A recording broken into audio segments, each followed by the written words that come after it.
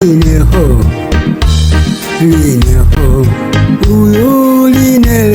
hope you guys remember this man, Dati Baba Ahmed Yusuf. This man was a vice presidential candidate of Labour Party. This man is blessed with knowledge, with intelligence. When you hear this man speak, you know, yes, this man has something up. He has something to offer. You need to watch this video and don't forget to share this video. Follow me for my Facebook, YouTube for more information. Thank you for watching. Really nice to see you again. Yeah. Now, a fairly determined speech there by Peter Obi today. What was the point of it? That the judgment eventually and ultimately from the Supreme Court stands accepted, largely because we can't do anything about it. We reject it, we disagree with it, and we cannot accept it, but it stands accepted because there is nothing we can do. That is the end of the road for Excellency Peter Obi and myself as candidates. But I think as this interview progresses, I will be able to tell you another point of view. And if I may just begin now, I'm not here to tell Nigerians that oil was discovered and we forgot about agriculture, or that there is unemployment leading to insecurity. I'm here to, for the sake of my country, say things that matter.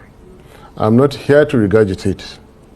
I'm here to rescue Nigeria. Well, let's move methodically in that regard, because before the swearing in of President TINUBU on May the 29th, I mean, to give this a bit of historical context, you were emphatic and clear and almost urgent in your call for Mr. TINUBU not to be sworn in.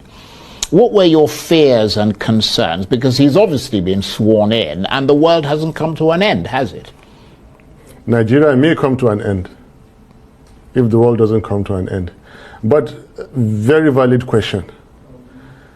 I feared for TINUBU himself, for himself, from himself.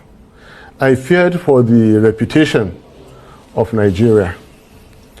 You see, the international profile of global leaders has risen astronomically, to the extent that royals even discipline their own. Look at the profiles of gentlemen like Xi Jinping of China, all across the world. All of a sudden, we were faced with the dilemma of having to present to the world who our own president to be was. And I was one of those who knew that the answers were not good. The whole country would be put to shame. The last time I spoke, I nearly brought TINUBU's ambition to a screeching halt. This is evident by the events that followed immediately afterwards. One minister wrote the DSS on his company's stationery. I don't know how that is possible. And another minister, skipped ECOWAS, skipped AU, and went all the way to Washington to report me. And Nobel laureate, a very, very senior citizen, inviting me to a national debate. And I'm not that smart enough, even though my dear good friend Chimamanda acted on my behalf. And then DSS coming out a week later, under duress, of course you could see, to do the bidding of that minister. This shows they were scared. My simple point was that no constitution or any part thereof shall be breached in order to install a president. And if that is done, that presidency will remain unconstitutional. And I remain on this point. I pointedly say he must not be sworn in. They have gone ahead to do it. It is not the first time. Out of 16 heads of state stroke presidents of Nigeria, 9 were not elected. 7 were, out of that 7, 1 still remains challenged, Alhaji TINUBU.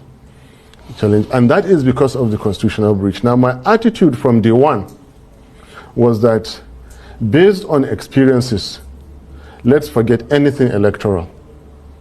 I know the system deeply. My boss, Obi, knows the system deeply. Let's go for the constitutional point. Yes, of course, there is that issue of the forfeiture. There is the forgery. But the clearest one we could get was on the FCT point. Now, get that FCT point, get him not sworn in. There are at least 2 other constitutional channels while sustaining democracy that we could have followed, but they wouldn't.